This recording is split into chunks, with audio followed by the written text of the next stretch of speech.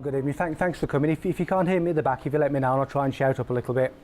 But this is my talk, The Ancient Code, and it's basically over 2,000 years of hidden history that's going to be revealed to you this evening. It is quite quick fire because there's lots and lots of information to get in.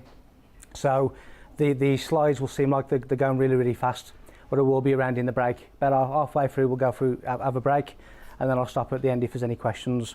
The first part of the talk will be about me and how I've gone from what I was doing to what I'm doing now, how I'm standing here, which is all paranormal things.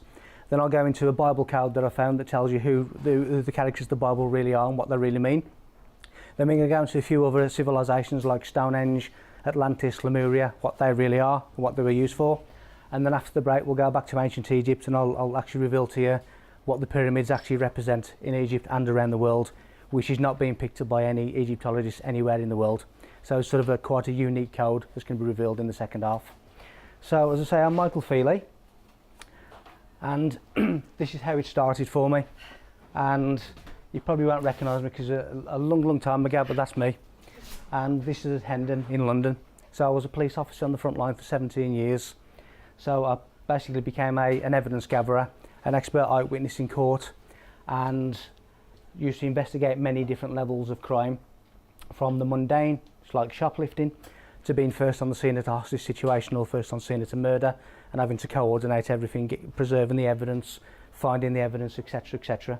So that was my training. And this is Hendon in northwest London, where I spent 18 weeks, 4.5 months, and my accommodation was literally the other side but right on the top floor, and I spent 18 weeks there. That's in London at Hendon. It is arguably the hardest police training in the whole country. We had weekly exams every Friday morning, and you had to get 70% to pass them. If you failed 2 or more exams in that 18 weeks, it was bye-bye, you were gone. So there was a 35% failure at the police training. We used to have early morning inspections, and we'd have ex-regimental sergeant majors, coldstream guards, etc. checking your uniform, checking your boots, make sure they could actually see their own face in the boots. And again, if any just one person failed, the whole of the intake would be failed. So we'd sort of be punished with an early turn the next morning at 5:30 on the parade square. So after that 18 weeks, and I passed out, and family made it all the way to London to see me marching, doing a parade. I was on the front line in North London, basically a response officer, dealing with 999 calls, non-emergency calls, and I say dealing with certain levels of crime. In 2001, I actually came back to my home force, which was in Birmingham, because London was far too expensive to live, and I've got no real sort of future prospects of buying a house and settling down. So I came back to my home force in Birmingham. I left in 2009, but probably about 12 to 15 months before the end of my career, I was beginning to witness lots and lots of things that were going against my own moral standards. I was seeing manipulated crime figures, whereby people in offices were manipulating crime figures that were released to the Home Office, that were then released to the public, and the people that were manipulating them were actually getting rewards, payment, basically rewards for crime management, when all they were doing was renaming crimes. I was also a party to manipulated stop and search figures as well. So they would call it an encounter, and an encounter is where you ask a member of the public to account for their whereabouts. If it's 2 o'clock in the morning and they're on a housing estate full of cars and there's been lots of vehicle crimes, you're in your right to go to them and ask them what they're doing around at 2 o'clock in the morning. We were being asked to stop people who were walking dogs, who were just walking through parks, and creating a stop and search encounter for that kind of thing in order to manipulate the figures. Again, I saw officers committing criminal offences internally, but because the head of complaints and discipline was a high Mason, and the individuals who perpetrated the crime were Masons, they received what I would call a Masonic pardon, and they were basically let off for what most other people would have been sent to prison for. And all these things were happening. So for me, along with a lot of paranormal things that I'll go into now, in 2009 it was time for me to say goodbye to a career of 17 years that I never ever thought I would ever leave, because I was actually married to the police force. As I say, what it did for me, it made me into a trained investigator, which is standing me in good stead now. It made me what is classed as an expert eyewitness in any court in the UK. and basically 17 years of investigating crimes. This was the pinnacle year for me, 2009.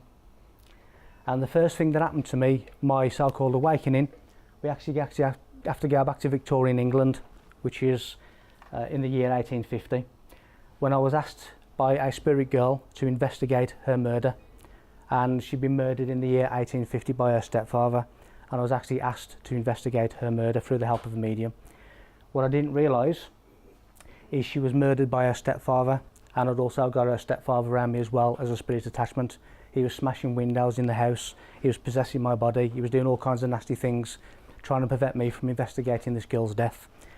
I was taken back one evening on the 159th anniversary of this death, which was the 9th of February 2009, and I was taken back to an old wooden cottage type bedroom where I actually saw a door opening, someone walk in, curtains move, and a young girl say, "Here he is." That was the last moment of her life. She was smothered and she was murdered. I was basically being taken back to her last moments of life. That caused a lot of trauma in my life. I couldn't actually sleep with the light off for 6 months after that event, because I was actually reliving the last moments of her life. From that point, I began to see lots and lots of other dimensional things, potential UFO landings. My hometown in broad daylight, I would see 3 massive cigar-shaped craft that were literally 500 feet above me in broad daylight. This was an actual photograph that I took. It was a ball of fire, complete fireball. And when you look back at the photograph, there's obviously some kind of probe. That would have been the ball of fire, but you couldn't actually see that with a naked eye. You could only see it looking back on the camera. I've even stood next to a being not of this world, and this is an artist impression drawn by the wife of what he looked like. I was literally a few feet away from him. He was about 6'3". His skin looked like he'd been stretched over his face. His hair looked like he could have been a couple of 100 years old. If you touched it, he would have just broke. And he made my energy basically go like a washing machine inside the body. It was a strange encounter. These are some of the events that I've been to in a park, where you can see lots and lots of orbs that have some kind of controlled trajectory, so they're not specks of dust or anything like that. And this is me with an orb that I actually felt joining me. And in the top, the thing that looks like a feather is what is known as an extraterrestrial rod, and basically science doesn't know what it is. They've been recorded at many hundreds of miles an hour, and this actually joined me during a park. This was an incident when I was walking through the same park, and all of a sudden a massive white light appeared amongst the trees. It was so bright you couldn't actually look at it with a naked eye. It was just pure bright in between the trees of a pitch black forest. This was what I call my close encounters of the third kind. For whoever's seen that film, the cast or the cast of the movie were invited to a certain location at a certain time, and I was invited the night before to go to these 4 monoliths in the Clent Hills. And basically there was 4 of us, 4 monoliths, and we were told we needed to stand individually at each of the monoliths and walk anti-clockwise. And some of the images that the camera took were some of the images that I was given the night before we went there. I've even seen clouds that have turned into numbers and then returned back to clouds. And I've even seen funnels and grids coming from the moon when I've looked at the moon.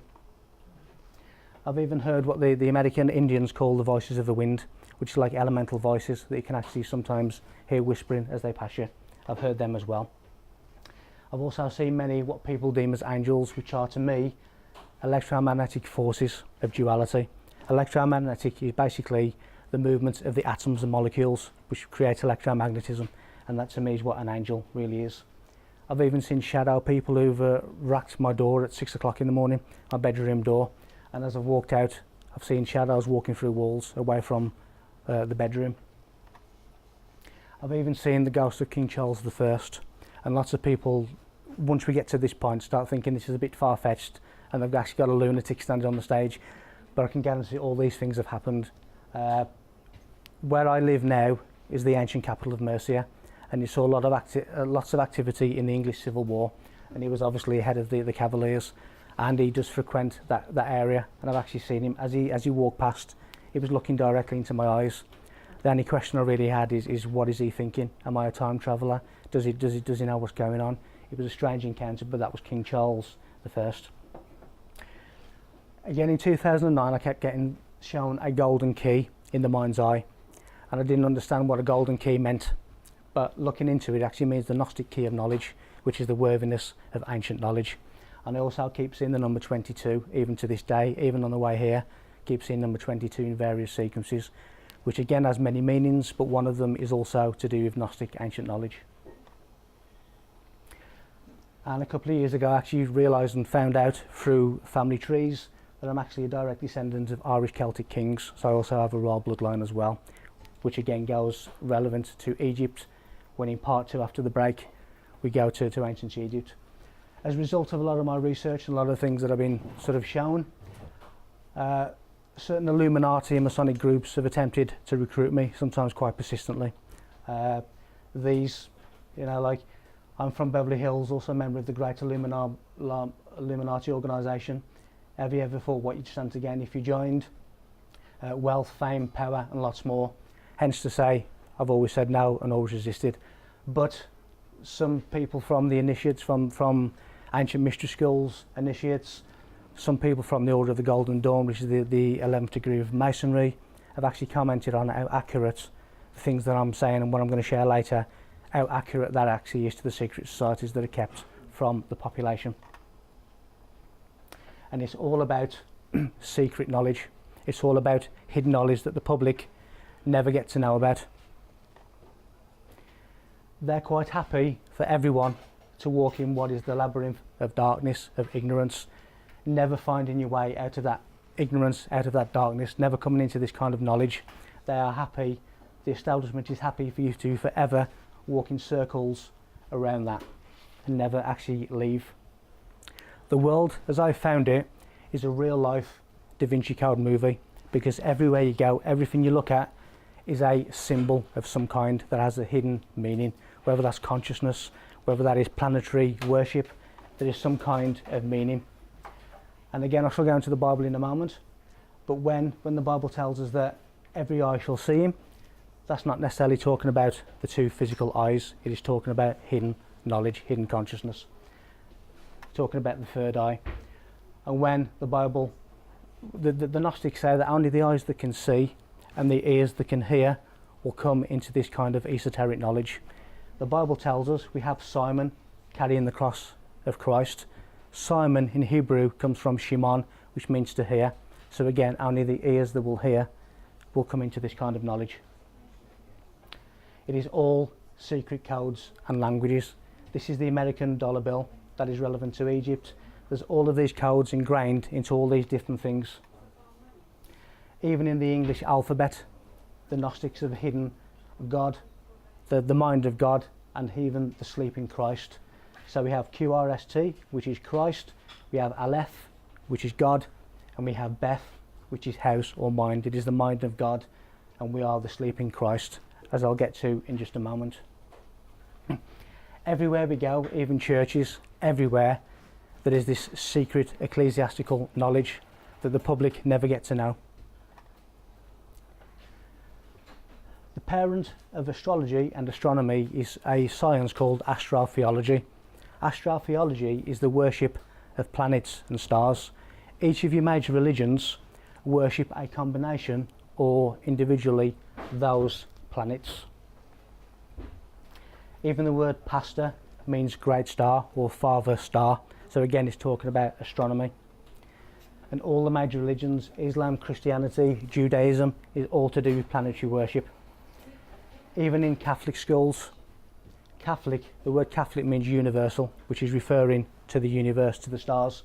Children in Catholic schools, and I've confirmed this with ex-students of Catholic schools, are actually put into planetary named classes, like the moon class, like the Jupiter class, like the sun class. They're not normal A, B or C, it's all planetary.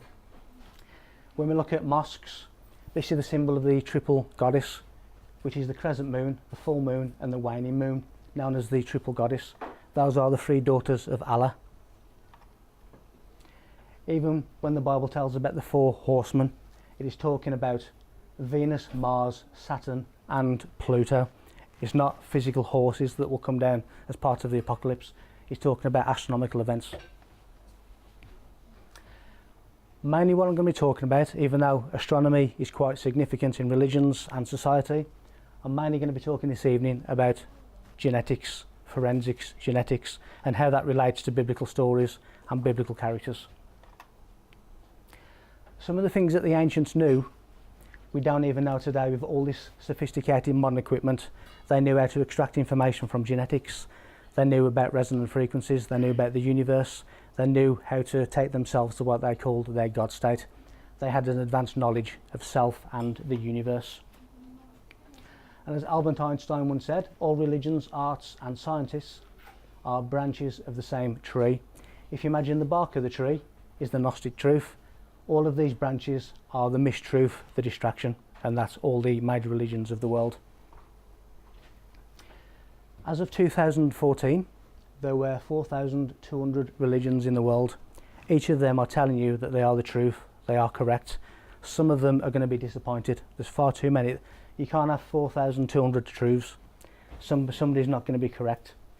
Even when we look at Islam and we look at the hijab, which means barrier, partition, what that is really symbolic of is closing down the female from her divine connection. And when we look at Mecca, which comes from Makkah, which means cube, and we see all the pilgrims orbiting the black cube, it's basically the black stone. When we go to atoms, the proton, at the heart of the proton, that is a black hole, and all this is to do with atomics. And it goes to Hinduism, the lingam of Shiva, which is basically the three atomic particles of the atom, which is the Holy Trinity, again, which I'll go to a bit later. One of those three atomic particles is symbolised in Hinduism as a black egg-shaped meteorite stone, which is that inside the black cube. So that connects Hinduism to Islam, Christianity, and it also relates to the black cube of Judaism as well. All of these religions are actually worshipping the same thing under different names. So now we go on to the most read book in the world. This section sometimes upsets certain people because it's telling you who the Christ really is, which is not what you're being taught, and it tells you the likes of historical figures that are not what you're being taught. A lot of it talks about consciousness, which is simply an awareness. And when you talk about enlightened consciousness, a spiritual consciousness, you are talking about a greater awareness still. So the whole of these ancient cultures, this ancient code, is talking about that word, consciousness. So the first line of the Bible is, in the beginning was the Word. So let's just analyse what that really means. Again, it's all talking about genetics, it's talking about DNA. Inside the body, we have what are called 4 nucleotides, which are the adenine, guanine, thymine and cytosine. All of those 4 nucleotides have 64 combinations, which are the 64 keys of Enoch for whoever's read that book. You can have 64 combinations of any of those nucleotides. 64 combination, number 64 is God in gematria. Gematria is the numerical value of words and letters, so the number 64 is God. When you start looking at the 64 tetrahedron grid, 64 is the number of cells that we have before our cells start to differentiate, before they start to say, I'm going to be a leg, I'm going to be an arm, I'm going to be an ear, etc. There are 64 cells before that happens. It is the flower of life. When we have basically the flower of life, that is the structure of everything in the universe. If you have 64 perfectly stacked tetrahedrons, they create 2 octaves of a perfectly balanced geometry called vector equilibrium. Everything in the universe is inside that flower of life. That is creation as we know it in this third dimension. That is the sacred geometric shapes of the whole of our creation. This was found burnt in the temple of Abydos in Egypt. It's basically the temple of Osiris. We still don't have the technology to burn things into walls, but that is the flower of life. And what is significant is that flower of life is within a circle. You can actually divide infinity within a circle. The flower of life is infinity, which is divided into the circle. and that has been burnt onto the wall of the temple of Egypt. So now we move on to Adam and Eve. Obviously, as the Bible tells us, the first people to ever walk the earth. But who were Adam and Eve?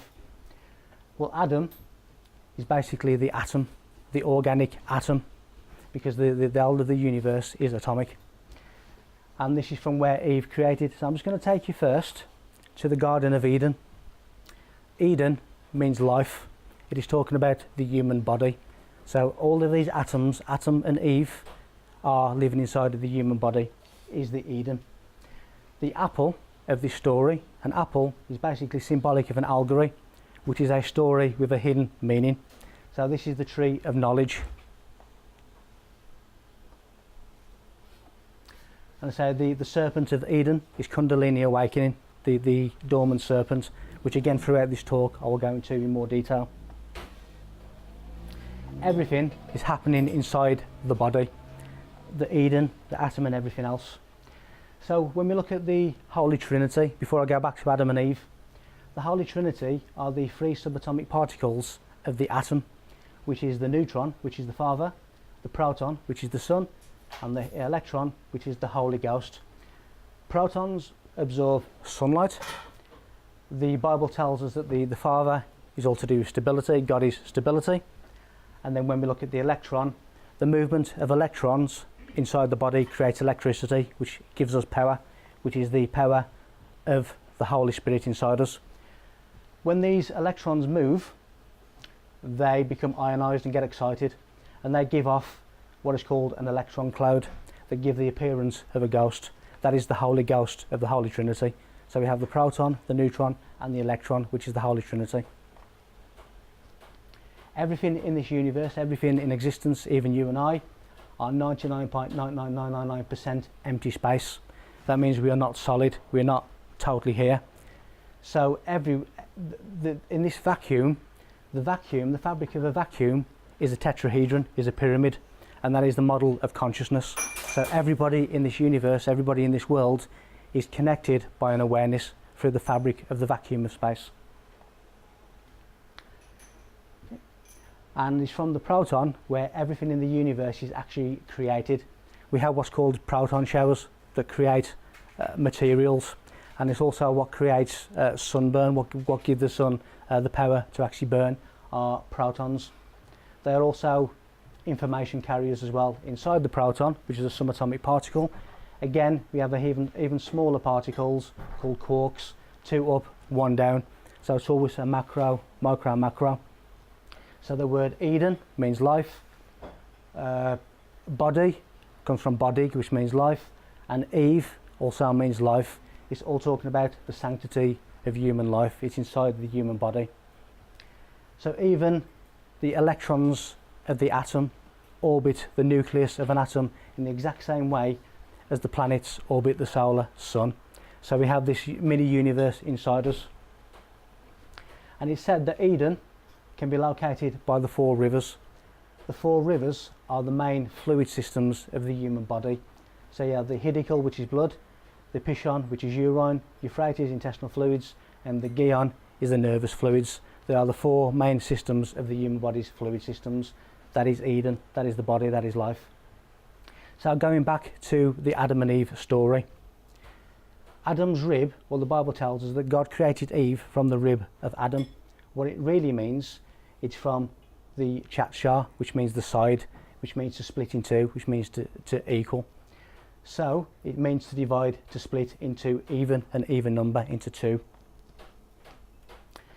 It's the creation of Eve from Adam is what is known as ionic bonding, which basically when you split an electron from an atom to create another atom, it's called ionic bonding. It gives us a negative ion.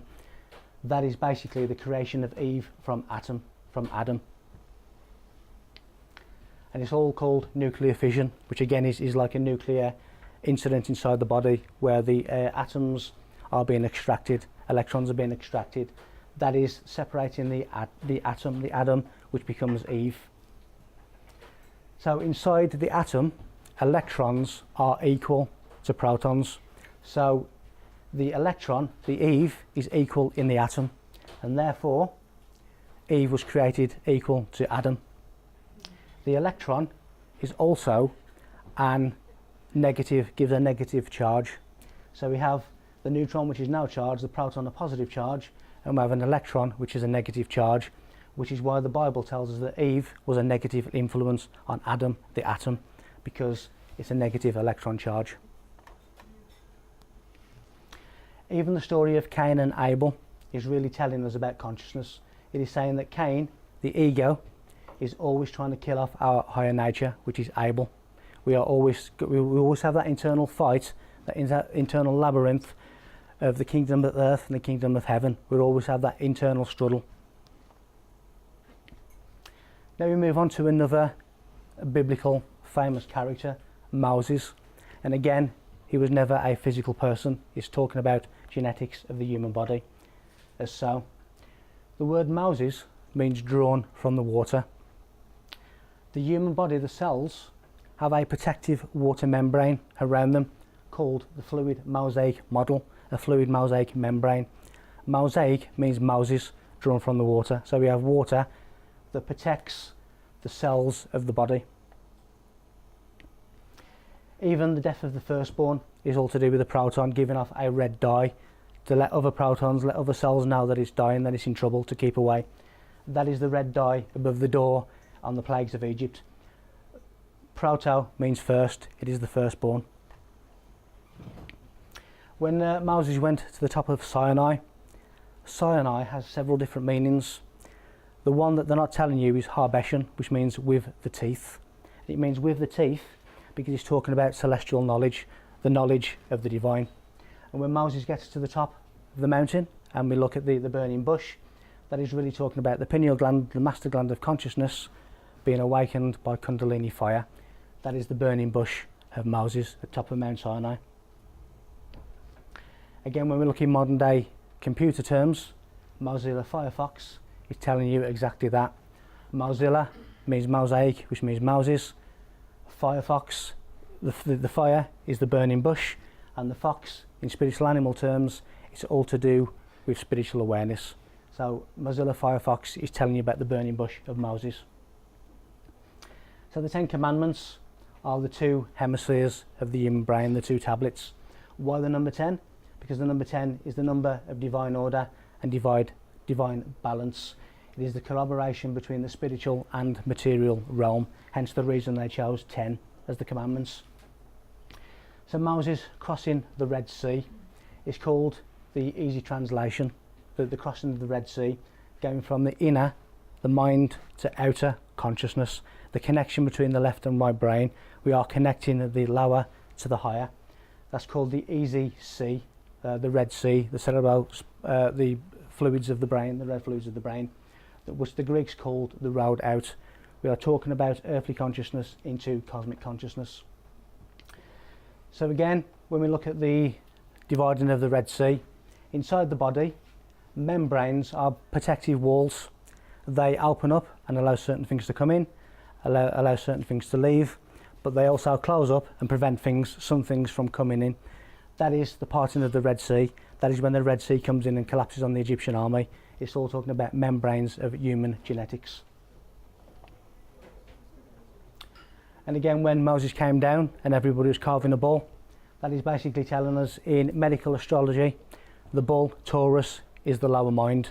So Moses had reached his consciousness through Kundalini awakening, and he came down and everybody was operating from the lower mind, from the Taurus, from the bull. So we walked for 40 years in the wilderness.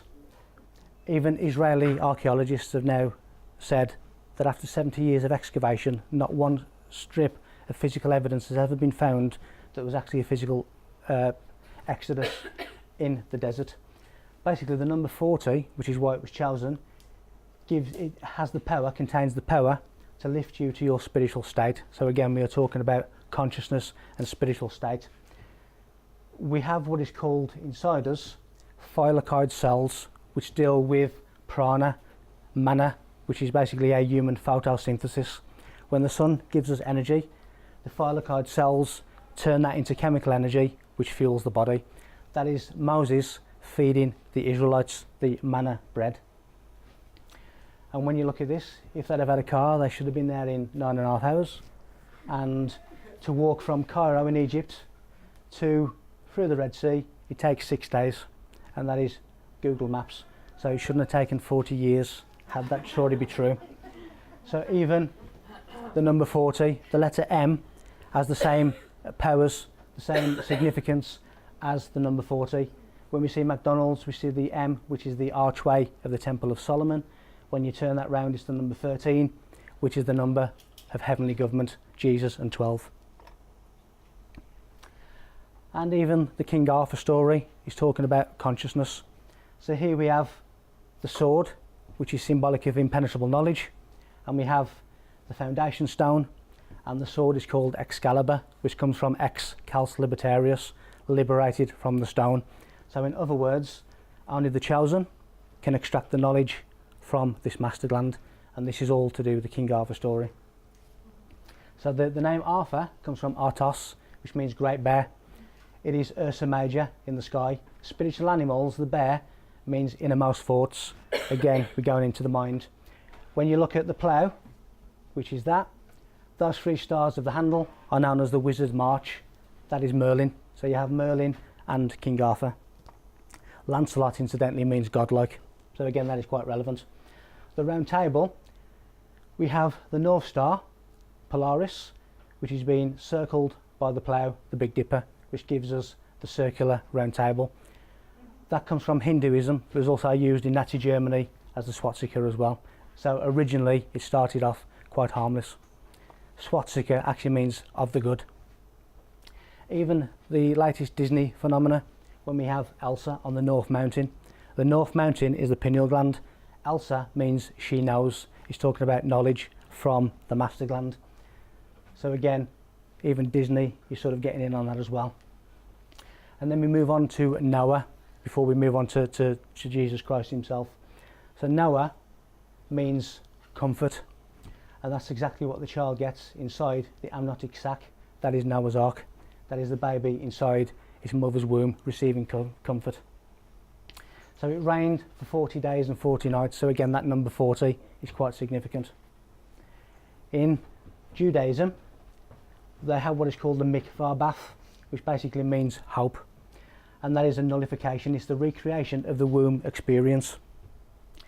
It causes consciousness alignment of one's identity, the incorporation of one's lower self into one's higher self. So again, it is that exodus, the crossing of the Red Sea. They use natural water such as rain, and the amount of volume of water that is needed is what they call 40 seah. So we have 40, rain for 40 days and 40 nights, natural water, rain, all to do with the recreation of the womb experience. Noah's Ark is the child inside its mother's womb. And again, there were 8 people on Noah's Ark.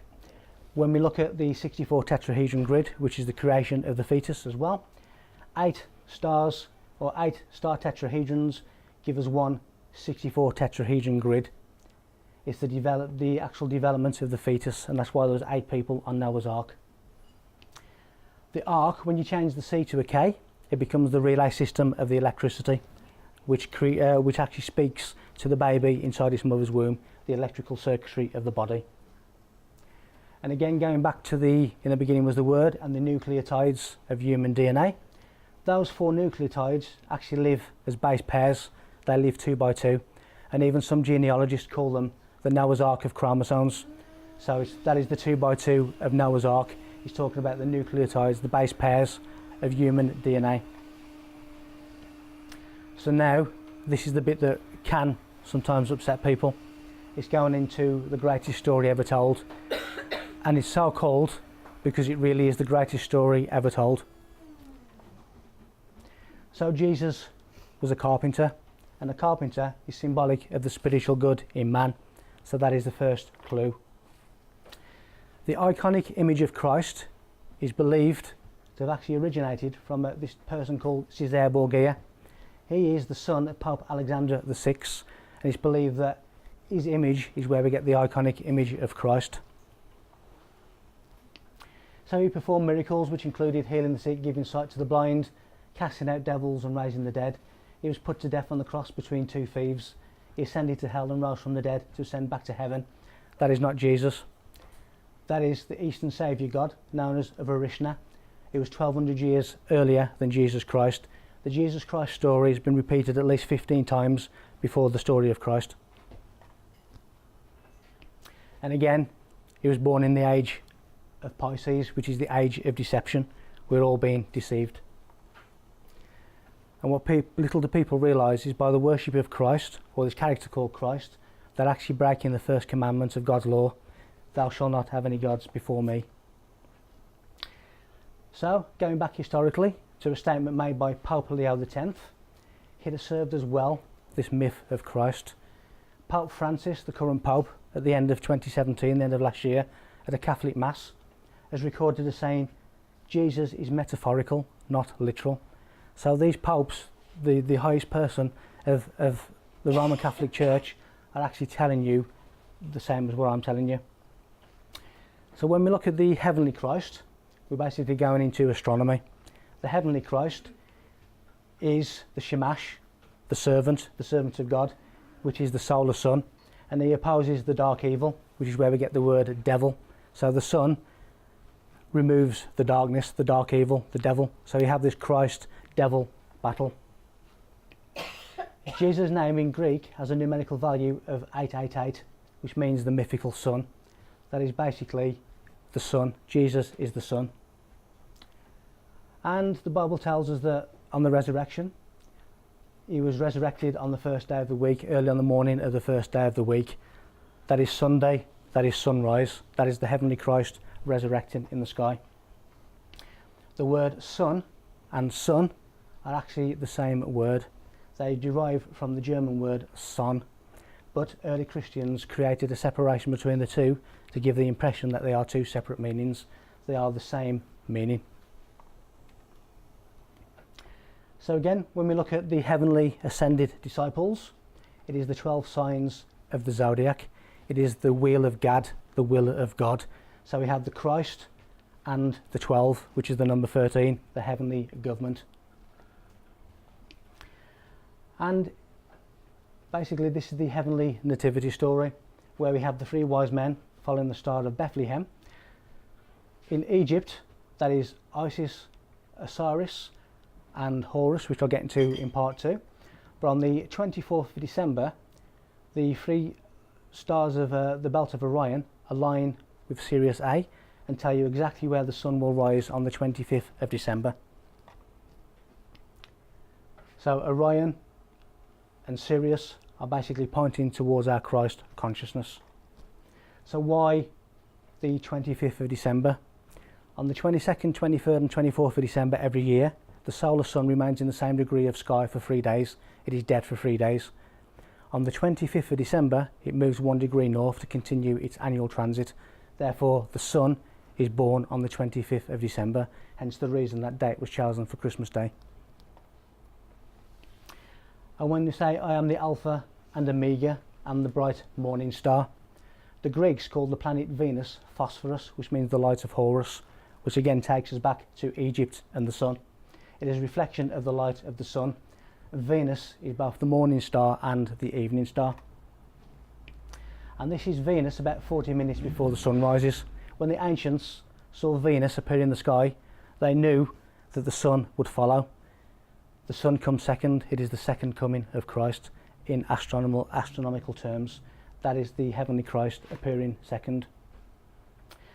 Alpha, as in Alpha and Omega, morphs into Aleph, God. Alpha, Aleph is God.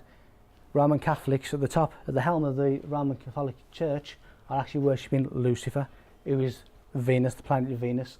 It is the male aspect of Venetian energy.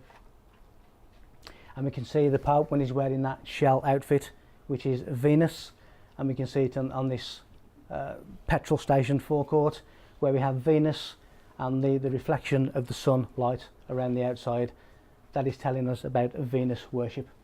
Even the telescope, the Vatican telescope, is known as Lucifer, the light bearer. And Omega means great Om. That is the sun. Om is the sun in Hinduism, and they believe that is the sound that created the universe. It has a sound wave of 7.23 centimetres, which is the exact same distance between the human chakras. And again, going back to Solomon and the McDonald's archways, Solomon means the sun in 3 languages. Sol, obviously in Greek, is sun. Om, as we just said, Great Om is Hinduism, and On is Coptic Egyptian, and it's basically the power and the energy given from phosphorus, given from Venus. Again, so we go back to the morning star. The heavenly Christ, between 2 thieves, is talking about the 2 solstices on the Southern Cross. The bad thief is the winter solstice, because he takes away the sun, he takes away the summer. The good thief is the summer solstice, because it gives us the sun, it gives us the summer. Hence the reason Christ was crucified between the 2 thieves, the good and the bad thief. Even the New Age, when they talk about Sananda, Sananda is basically means an aspect of Lakshmi, who is the Hindu female aspect of the sun. So again, even Sananda is going to solar sun worship. The disciples of Christ, their personalities in the Bible are pertaining to their astronomical sign. So anybody who's had an astrological reading, natal chart reading, you understand that certain positions of stars influence your personality from your birth, and that is exactly their personalities of them. And here we see how the Last Supper painting is actually putting those into the months of the year, into the seasons, with Jesus in the middle. It's all talking about the zodiac sign in heaven. So now for the earthly Jesus Christ. The Romans were deeply influential. Emperor Constantine was influential in the creation of Christianity. The Roman Empire was influential in the creation of Christianity. They were all into sexual energy, so it makes sense that the earthly Christ would have something to do with fertility.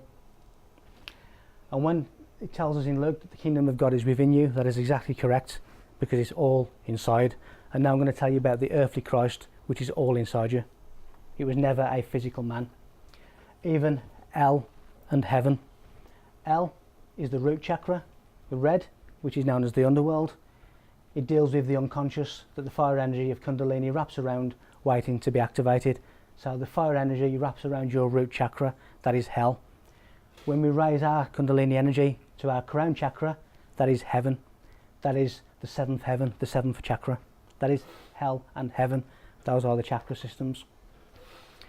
And when we talk about Jesus and the 7 unclean spirits, that is really talking about the negative blocking of each of your chakras that need cleansing in order to attain your own internal Christ consciousness. That is the cleansing of the 7 unclean spirits. That is basically man is the Antichrist, which we'll get onto later in the presentation. So we have the Archangel Gabriel that meets Mary at the water well. So the Archangel Gabriel is the defender of the moon and also the guardian of water. Mary comes from mare, which is water, and they meet at the water well. So there's lots of water connotation. Water is basically a messenger, an information character. So we have angel, which means messenger, and we have the informational carrier, which is water. They all meet at the water well. So now we go into this Christ, this earthly Christ.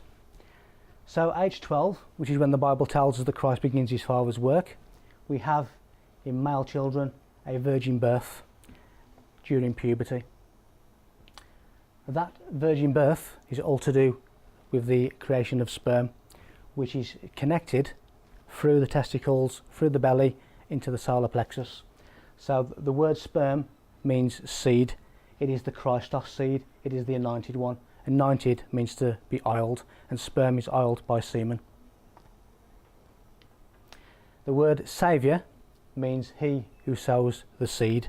So again, we're talking about the fertility, the seed of life.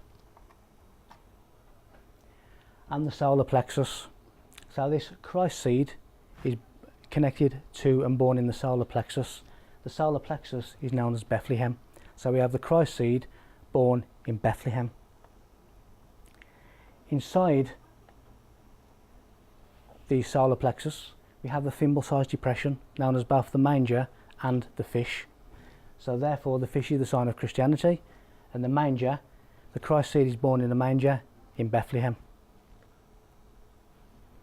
And this is the biblical depiction of the Christ seed in the manger. Either side sits the Ida and Pingala nerve. They sit either side of the manger, coming from the pineal gland and the pituitary gland. They wrap around and sit either side of the manger. The Ida nerve is Mary. The Ida nerve, which is the lunar nerve, which deals with water, which deals with temperature. Mary is water. It is the Ida nerve. The Pingala is Joseph. Even the word Joseph in some languages means God will add the seed. It is the virgin birth of male fertility. And of course all this happens in Jerusalem, which comes from Solomon, which is a Canaanite sun god. And when we look at a church bell, a brass church bell, it resonates at 1133 hertz, which in gematria, the numerical value of words and letters, is the Archangel Michael, who is associated with the sun and the element of fire. So again, we have the bell, who is a sun god, and we have the Archangel Michael, who is the element of fire.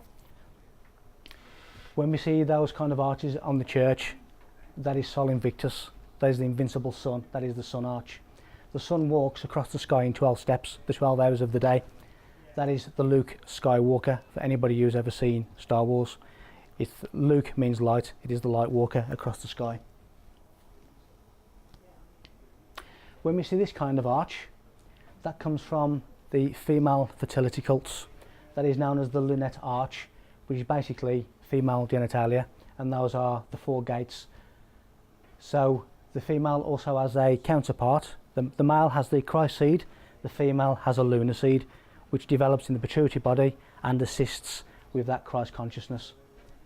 That is also known, the female genitalia is known as the gate of heaven. And again, that's the female as a lunar seed. The Holy Grail that he's talking about is the vessel of God. It is the womb. The red wine is menstrual blood. So when you drink from the chalice, you are drinking menstrual blood, which has lunar energy, moon energy. That takes consciousness into matter. The chalice is the transformation zone between the endocervix and the ectocervix. That is your chalice. And whoever drinks this menstrual blood is said to transform. Anyone who drinks from the Grail is said to transform spiritually. That is the Holy Grail. It is the womb of females. And menstrual blood transports us to our endocrine state. It is the fountain of life. The endocrine state I will get into when we talk about Egypt after the break, but it's basically the 3 master glands of the third eye. Even when we sing a hymn in a church, it comes from the word Hymen, who is also the Greek god of marriages. And they also have genetically what is known as the mitochondria Eve, which is where we get the word mother, mitochondria and other. It's talking about genetics that are only passed on from their mother to its child. So Jesus was the lamb. Why was he known as the lamb? Again, genetically inside the body, we have what is known as the laminin, which is the shape of a cross, with an abbreviation of LAMB3. The 3 are basically the 3 subatomic particles of the atom. It is the LAM3 that holds all tissues together. So when the Bible says, for by him all things were created and in him all things hold together, it is talking about the laminin, the laminate, which holds everything together. It's talking about genetics inside the body. So Jesus was baptized age 30, which again, the number 30 is the perpetual contact with the supreme power. So again, we're talking about God consciousness. And Jordan means to flow downwards, which is the spinal fluids. Inside the spinal fluids, we have salt, and the word salvation comes from the word salt. It is talking about the salt of the spinal fluids, where Jesus, this soul, this Christ seed, is baptized. It's also where we get the word salary. Roman soldiers were paid in salt, which is where we get the word salary. Salvation, salt, salary, all comes from the same thing. The death of John the Baptist is basically symbolic of the death of the old you, the resurrected you. And all this happens through what is known as sexual sublimation, which is celibacy. So this sexual energy that is saved by celibacy helps this Christ seed to start ascending up Jacob's ladder, which is the spine. It activates what is known as the Kundalini energy, which is a liquid fire. It is a chemical composition, and chemical comes from chem, which is Egyptian. And it's basically white, which is the colour of balance, and I've actually seen Kundalini energy leaving my own body. So it either causes a gradual or rapid increase of bioenergy, which is the energy source inside the body. And as I say, it goes up Jacob's ladder, which is the spine, in order to go to heaven. The lower chakras are destroyed by this Kundalini fire. That is the Sodom and Gomorrah destroyed by Kundalini fire, the two lower chakras, on its way as it ascends up Jacob's ladder. And it passes through what is known as the cross, which is the optic chasism, which means the chamber of light. The Greeks called it the cross because the optic chasism is shaped like a cross. This Christ seed goes into the cross where it is crucified. Crucify means to subdue one's appetite, which takes you straight back to celibacy, sexual sublimation, the retention of sexual energy. That is also why we see Egyptian mummies with that sign. He's talking about the chamber of light on his way to consciousness. And all this happens in Golgotha, the place of skulls, which is in the human head, the temple of God, the human head in Golgotha. And the 12 earthly disciples are the 12 cranial nerves, which are the messengers of the brain to the rest of the body. Those are the 12 earthly disciples. And this Christ seed goes into the cerebellum, the tomb, for 3 days. It takes 3 days for the subconscious mind to cleanse in order to ascend. Hence the reason that we are told that Jesus was dead in the tomb for 3 days. He's talking about the cerebellum, the Christ seed in the tomb.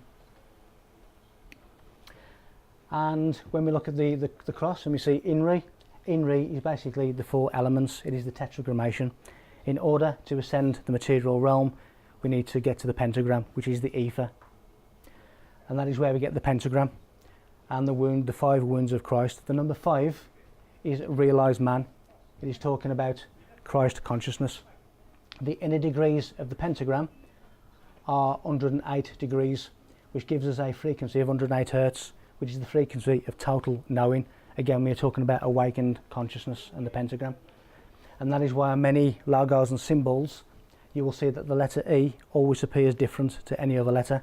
That is because the letter E is the 5th letter, the number 5, which is realised, all-knowing man. The crown of thorns indicates the end of earthly Kundalini, because the thorns is to do with nature, is to do with earth. That is the end of the earth Kundalini, the earth Christ, before it ascends to the heavens.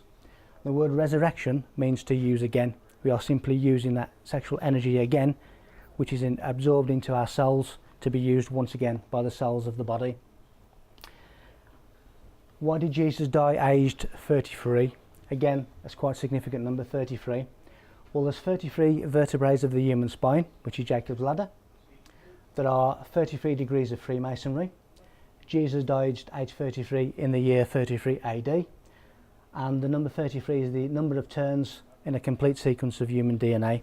The number 33 is the Hertz frequency of Christ consciousness. It is also the Hertz frequency that syncs sacred geometry. So that is why Jesus died at age 33, because he's Christ consciousness in Hertz frequency. Even when we look at this Jesus symbol, we have 32 rays and Christ in the middle, which gives us the number 33. Even the word Amen is really number 33. Numerical equivalent, based on its position in the alphabet, gives us the number 33. It's all related to Christ consciousness as a number. And when we look at the word God, the geometry of divinity, and we look at the circle, and we look at the radius, which is from there to there, that is the radius, and radius comes from radios, which means sun god. It is the Son of God. So we have all that is, the infinite spirit, which is the circle, God, and inside we have the Christ. Spirit is basically a non-decaying spin of the electron. So if you imagine God as a circle, an infinite spirit, whose centre is everywhere and whose circumference is nowhere, that is infinite spirit. And again, spirit is the non-decaying spin of the electron, and it enters different realms by magnetic field lines. That is how entities and spirits are able to get from one realm to the next. They go through magnetic field lines. That is basically something you also see in church, and that is matter that is concentrically arranging itself around the monad, which is an independent entity or an element that contains the whole world. That is why the earth is a sphere and not flat. It's all talking about the single eye, the pineal gland, the cyclopean ritual, the cyclops, the third eye, the master gland. And Jesus says that you can only get to the Father, you can't get to the Father except through me. The thalamus of the brain is known as the gateway, the Ru.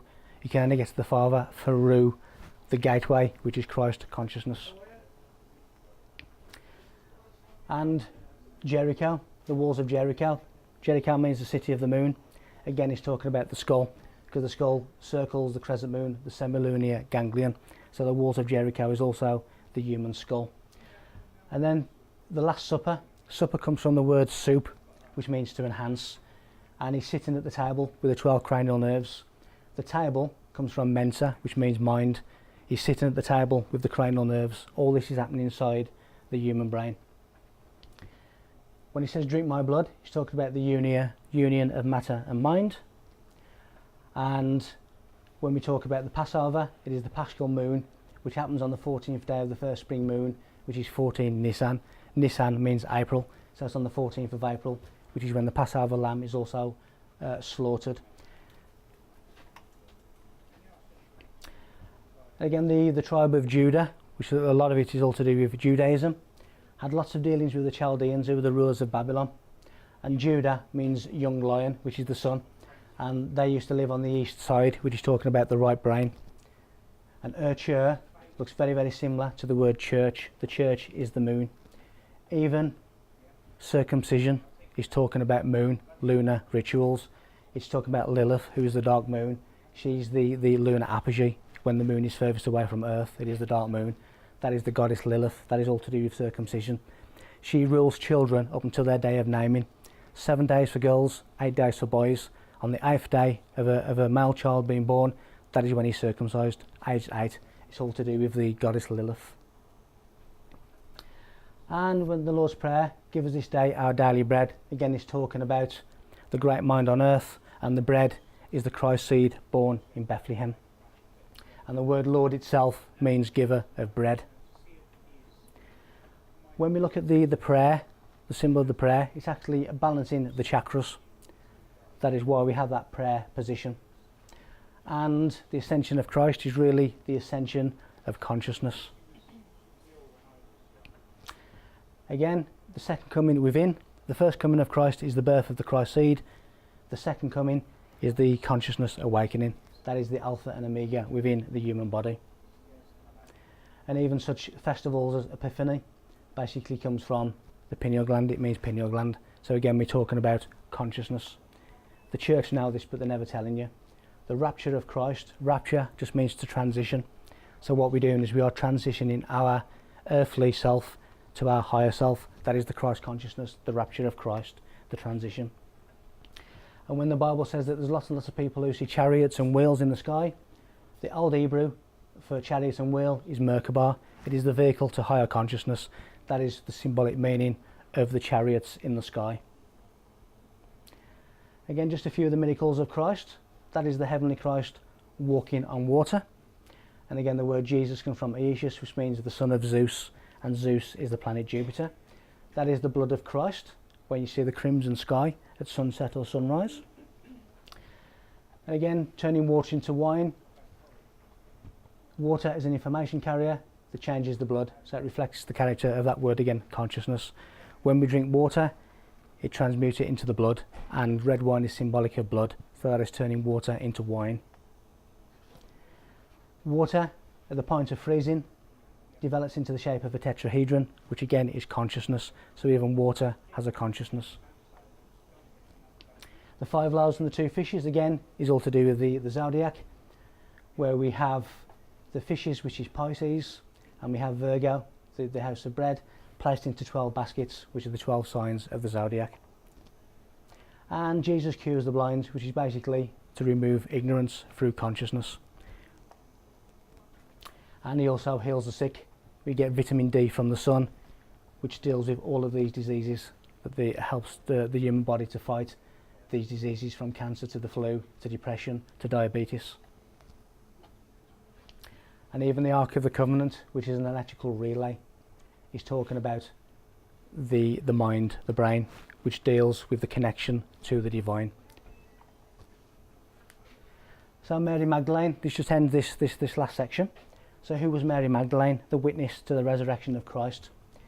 Inside the brain, we have what is known as the amygdala, which deals with many functions, one of them being libido, which is sexual appetite, which is why Mary Magdalene is seen in some circles as a prostitute, because of the libido and the amygdala.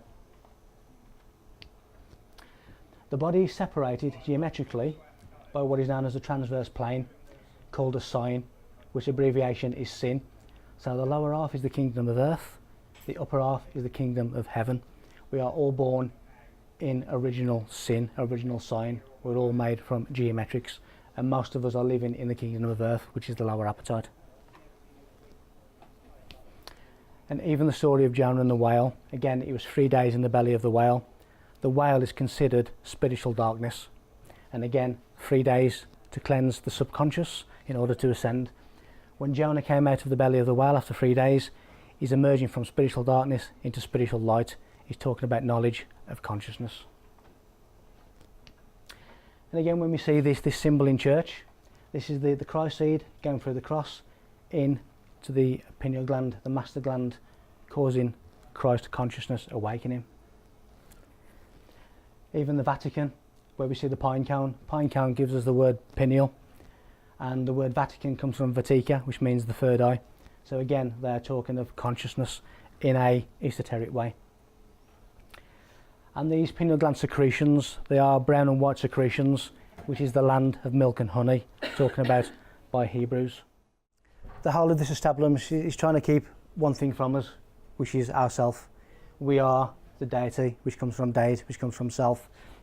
Whether we're talking about the Greek gods, which is the higher aspect of us, or whether we're talking about Odin, who gave one eye at the well in exchange for knowledge, which again is the one eye of the pineal gland, or even Santa Claus. Even Santa Claus is really the story of the Holy Colostrum, which is what creates consciousness in the brain. And the whole story of Santa Claus coming down the chimney is all to do with consciousness and the creation of consciousness. That is what it's all about. Santa's helpers are even the neurons of the brain. His reindeers, there's 8 of them, again for a specific reason, because that comes from the 8 ground consciousness, which is the building block that all of a consciousness will rise from. So all of these stories, even the treasure island, the treasure maps, X marks the spot, the optic chasers on the X marks the spot, the gold, the consciousness, the treasure, is all talking about the one thing, which is ourself. Even Da Vinci, when he's talking about the Vitruvian Man, he's talking about the 4 bodies of vibrational existence. We live inside a square, which is finite, which is a constriction. It is the natural law of boundary conditions, and we must try and work our way through that in order to return to the infinite spirit, the circle. And he's all talking about all these sacred geometric things. When we look at the Mayans and their pyramids, and we'll be getting onto my favourite part in a moment, which is the Egyptian culture. But even when we look at the 9 steps of the Mayan pyramids, we're talking about the 9 levels or the 9 stages of consciousness. When we look at the temple of the feathered serpent in Teotihuacan in South America, and they've actually found mercury deposits and don't know why. When you look at alchemy, which again, alchemy, alchem, chem, the way of Egypt, comes from Egypt.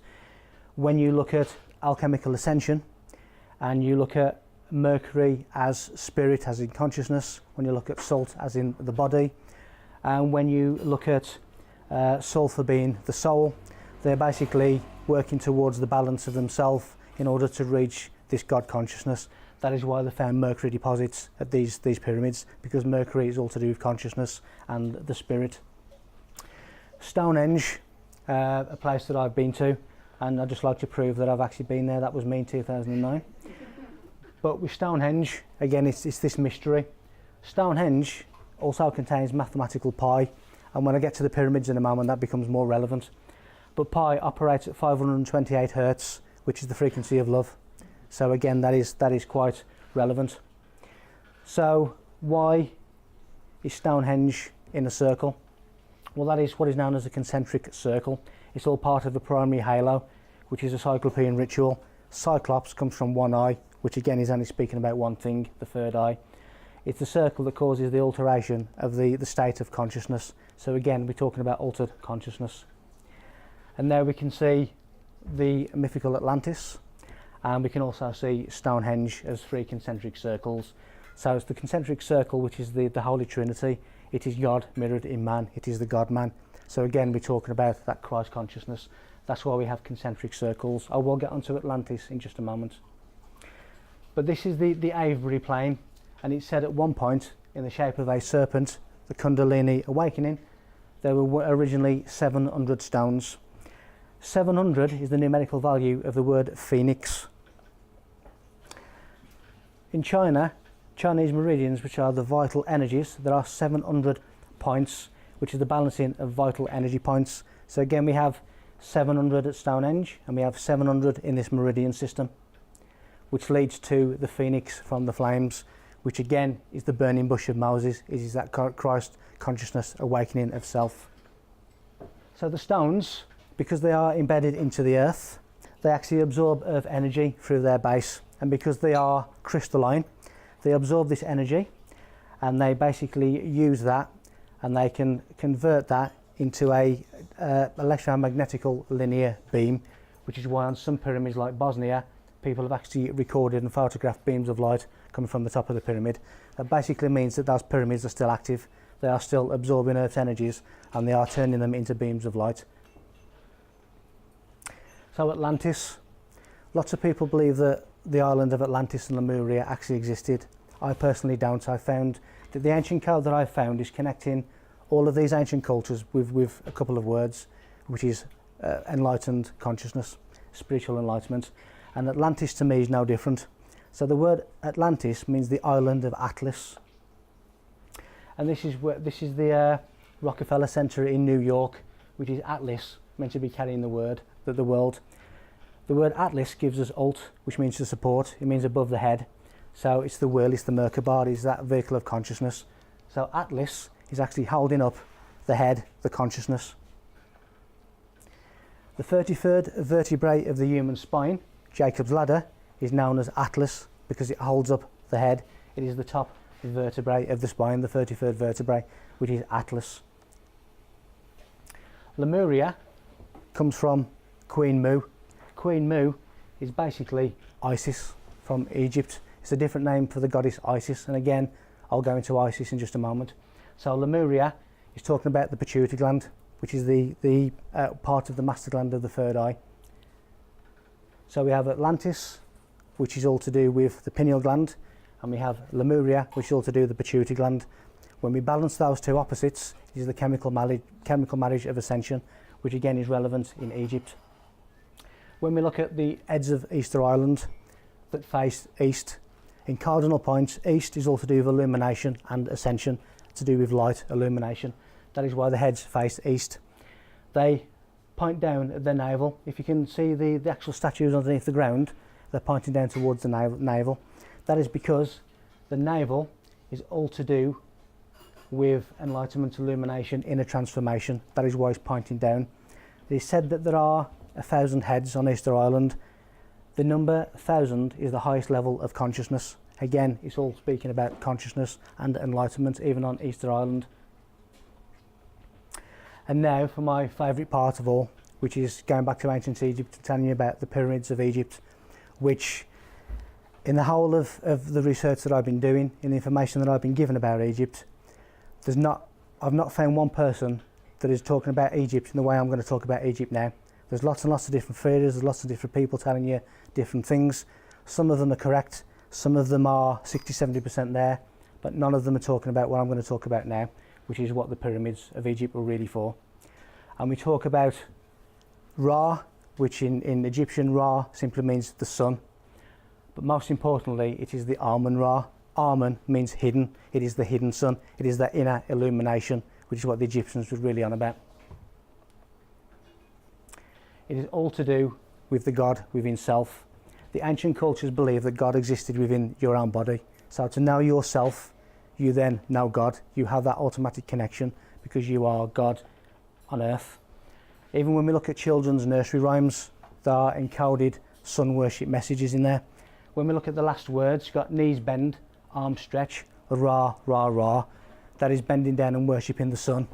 It is sun worship in children's nursery rhymes.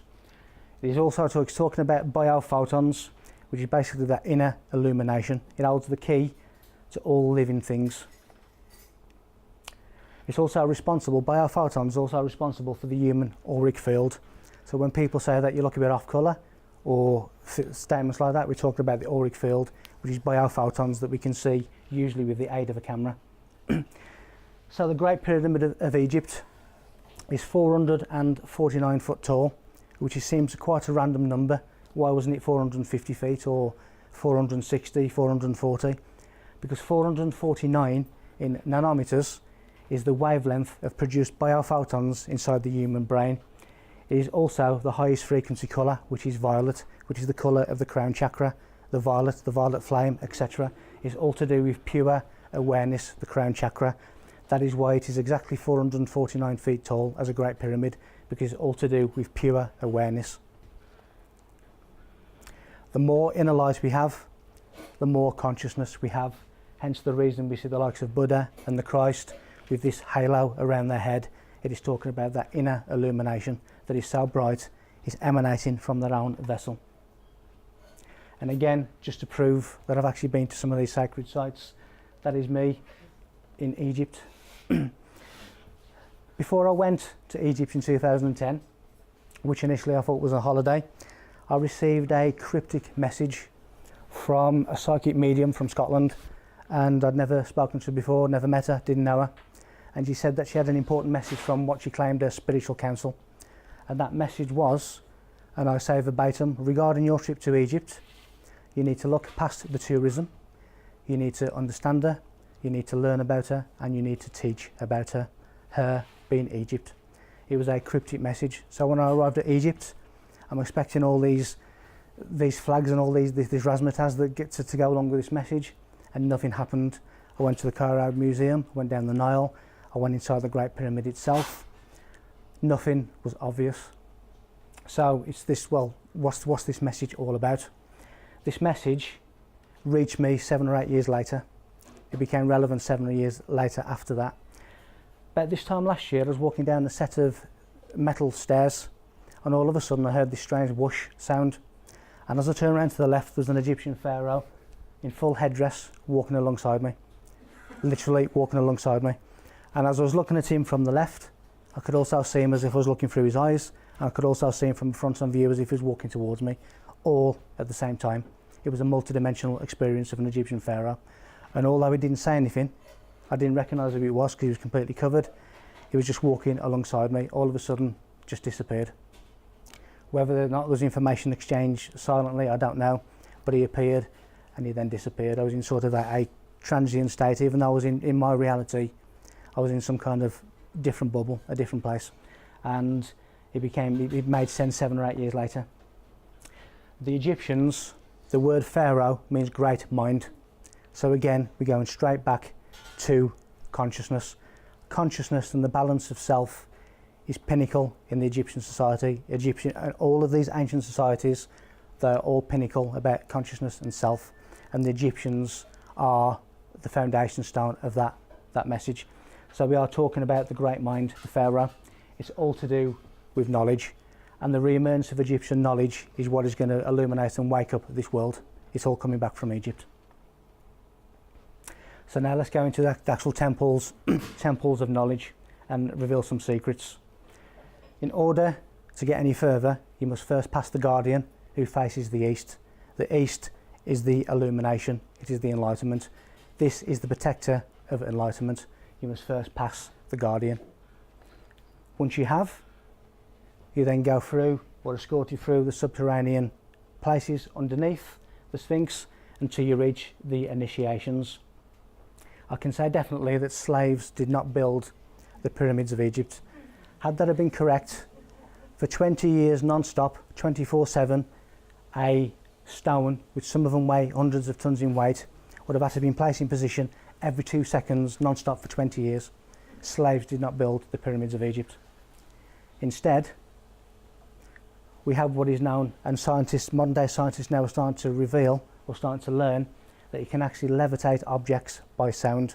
At 25 hertz you can lift third dimensional objects. It is the frequency of F sharp. They can also create laser beams with the same frequency with sound. So if you're wondering how these stones were cut with precision, with laser precision, it is basically sound waves that are cutting them. How were they lifted? It was lifted by sound, by levitation by sound. And again, this is in the University of Bristol, which is probably not too far from here. That is an object being levitated by sound. There's obviously bigger objects. This is the only photograph that I could find, but there's lots and lots of videos on YouTube of things being lifted and being moved around by sound. It's all to do with the knowledge of the Egyptian mystery schools, which many of the politicians, many of the Masons and whatever have access to that information. So when we look at the main, or three of the main Egyptian gods of Egypt, which will form pinnacle now for the rest of this talk, we have Osiris, we have Isis, and we have Horus. They are, as you will see, the three component parts of the endocrine system of consciousness within the brain. Endocrine means secretion within. Secretion gives us the word secret. It is the big secret that they're all keeping from us, which is our own enlightenment. When we look at the famous Egyptian Ankh, and people call it the key of life, which it is, but what that is actually symbolising is what is known as DNA or protein synthesis, which is the duplication and replication of human cells. When a protein sees a cell, it will wrap itself over it, loop over it, and tie itself off at the sides, which gives us the symbol of the Ankh. It is the duplication of genetics, which is the key of life. Not only was I visited by a pharaoh, but round about the same time, I was sitting at home in the living room, and all of a sudden there was a blue scarab beetle manifesting out of the wall, just appeared in the living room. At the same time I actually looked down at my feet, and there was a white serpent of Kundalini scurrying away from my left foot across the living room floor. All of these things that the psychic medium told me in 2010 were now becoming true in 2018. 7 or 8 years later, all these Egyptian messages were coming through. It's all to do with the journey of enlightenment. All minds on earth are connected by what is known as a mind field. We are all connected to each other. We have a hive consciousness that we can all access. So with each individual that wakes up, all the rest of our race will have access to that information. And that is why it is important. So the Eye of Horus, the famous Eye of Horus, which is basically the pineal gland of the human brain. So again, we're talking about consciousness and the endocrine system of the brain. When we look at certain things like this, and we can see Osiris in the underworld sitting on a throne, and that is Anubis bringing the soul of the dead to be judged by Osiris. The word Osiris means throne of the eye. Throne of the eye is the pineal gland, which is the seat of the soul. So the eye, the third eye, which is depicted by the black pigmentation there, the third eye of Osiris. Osiris, the third eye, sitting on the throne, is judging the soul. It is also the third eye that enables us to see beyond our five senses. He is the god of the underworld, he's judging the soul. That is why Osiris is sitting on the throne in the underworld. And when we look at a world map, and we look at Gaza, Egypt is exactly in the centre of all of those lines. If you just remember that, the shape of those lines just for a few seconds, it may give you a familiar shape. The Union Jack, red and white, is basically Upper and Lower Egypt amalgamated. Blue is the colour of royalty. It's all talking about the balance of opposites. Lower Egypt was north of the Nile Delta, Upper Egypt was south of the Nile Delta. The pharaohs used to rule both kingdoms. They were balancing the two lands. And again, when we look at why the Great Pyramid faces north, when we look at cardinal points, north is basically the North Gate. It is the pineal gland known as the North Gate, the North Mountain. That is why the Great Pyramid faces north. And even the likes of Graham Hancock and ever do not know that information. He does not know why the Great Pyramid faces north. That is why. It's all to do with the North Gate, the pineal gland. That is why mummies and the Sphinx face east, and that's why they give you the symbol of the optic chasism, the chamber of light. Mummies will face east because in cardinal points that is to do with illumination and enlightenment, and the Sphinx faces east because he is the guardian of that sacred information. You must pass the Sphinx before you can get to the pyramids. When we look at the famous death mask of Tutankhamun, that again is more than just an elaborate mask for a pharaoh who has died. That is talking about the cerebellum. This is the cerebellum, that is the brainstem. That is talking about equilibrium. The cerebellum deals with equilibrium. And when we look at the serpent, that is the cerebellum. That is the two lateral wings, the two hemispheres of the cerebellum, which means little brain, which deals with balance. This is the pharaoh ruling Upper and Lower Egypt, the two goddesses of Upper and Lower Egypt. The pharaoh balances the two lands. Cerebellum, balancing the two lands, is all to do with balancing of consciousness. When we look at famous pictures of Teote, the Egyptian god Teote, the word Teote comes from fort. It's that higher plane of thought, that higher consciousness, that intransitive thought. Intransitive basically means a concept and awareness without any physicality. That is Teote, that is thought. It goes down, these thought patterns go down the cerebrospinal fluid, which is the river that the boat floats upon. It's the nervous system taking these messages around the body. So why the monkey? Why do we have this monkey with Teote? Inside the brain, we have an olfactory tract. That is to the left are the two actual pictures inside the brain of the olfactory tract. On the right is the Egyptian depiction of the olfactory tract. That is all to do with olfactory consciousness, which is the nervous system and awareness of the body. That is why we have the monkey in some of these Egyptian pictures. So the pyramid shape itself is the model of consciousness. Whether or not it's the pyramidal neurons, which are shaped like a pyramid inside the brain, and they deal with advanced cognitive functions, which is all to do with consciousness. Pyramid means fire in the middle, and these pyramidal neurons actually fire a chemical signal in their centre. That is why it's all to do with consciousness. And the Sphinx was once underwater, at least 10,000 plus years ago.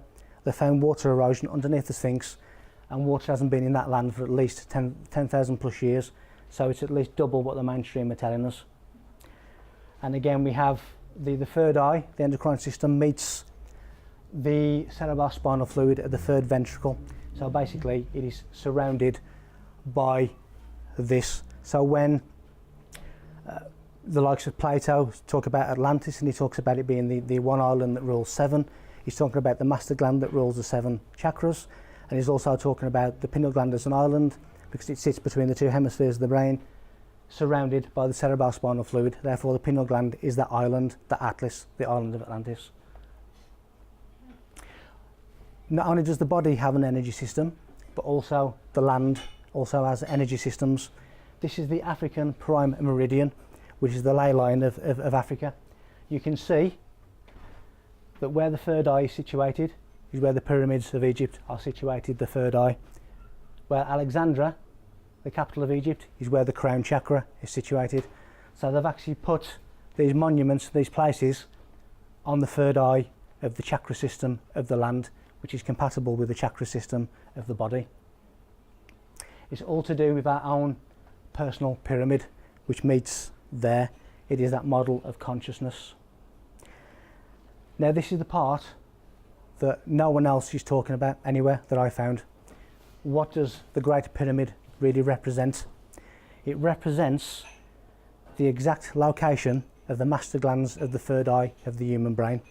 When you look at the King's Chamber, it is exactly where the pineal gland is inside the brain.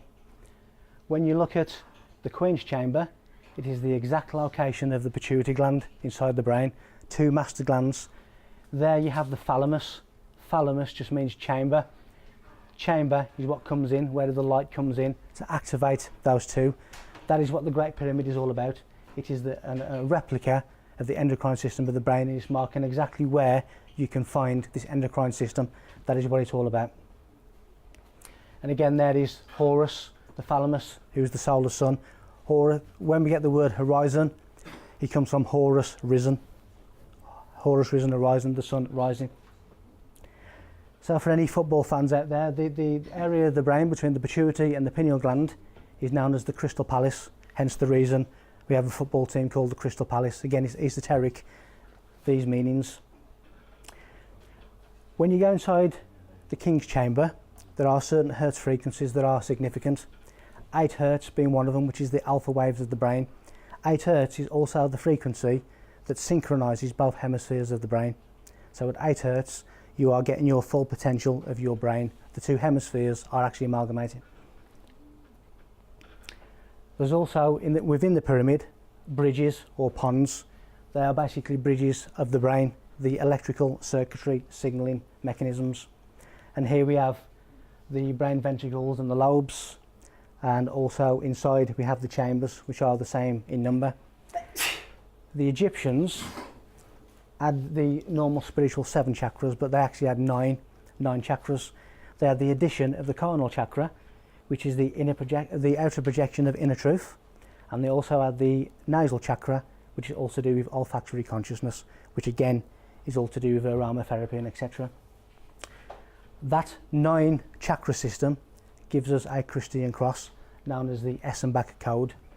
So you would go chakras 1, 2, 3, 4, 5, 6, 7, 8, which are the 3 parts of the third eye, 9, which are the crown chakra.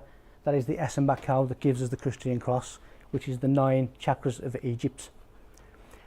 One of the ways in which they balanced their opposites was what's called the wands of Horus. One of them would be silver, one of them would be gold, which represents the sun and the moon. It's basically balancing of opposites. And again, going back to the wavelength of 7.23 centimeters, which is the exact distance between the human chakras, is all to do with the sun. There are 2 environmental signals that are needed in the balance of self. We know that in modern days as yin and yang. It's basically a torus. The body started as a torus. There's black holes in the universe which are toruses. It is the torus, which is an inward and outward twist of feedback of self-awareness. It is basically how we develop ourselves with information. That is a black hole, that is a torus. And again, here's some statues of the wands of Horus. And as you can see on these statues, they all have their left foot forward. When you see a statue with a left foot forward, it's telling you that they operate under a matriarchal system of balance. It is the left foot forward. And again, this is what they would have resembled, which resembles the opposites, the sun and the moon. They call the balancing of these 2 lands the sematori, which in modern day times we call the crossing of the 2 lands, the physical and the metaphysical. We are in the cemetery. All of these things in modern day come from a more ancient time. And again, we're now going to advanced sonics inside the pyramids. We have 432 hertz, which is known as the God frequency. That balances the 3rd dimension, and it connects us to our higher consciousness. It binds together heaven and earth and gods and man, 432 hertz. It also resonates with 8 hertz, and again, which synchronises the 2 hemispheres of the brain, and it tunes us into universal knowledge, and it allows us the maximum flow of information. 432 hertz is a multidimensional code that resonates with consciousness. So again, all these mathematical codes are not there just for the sake of numbers, they are there because they are conscious raising frequencies. Even inside the Star of David, we have 432 hertz, which are the 2 polarities, the 2 balance. The music of the spheres that a lot of the great composers heard and actually based their symphonies upon, the music of the spheres is 432 hertz.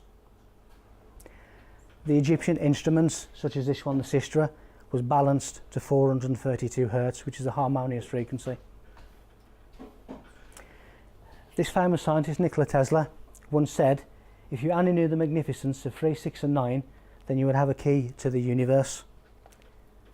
Ironically, in Egypt, there are 9 pyramids in sets of 3, 3, 6, 9, which are the keys to the universe. They are factor 9 universal harmonics, and they all are divisible by 9. That is why there are 9 pyramids in Giza. When we look at the tetrasitis, which is basically everything in the universe, is the tetrasitis. The vacuum of space, consciousness, is a pyramid shape. 3, 6 and 9 is encoded within the tetrasitis, the keys to the universe. The first harmonic number that was ever encoded into the tetrasitis is 432 hertz. It is also the frequency of the crown chakra, that pure awareness.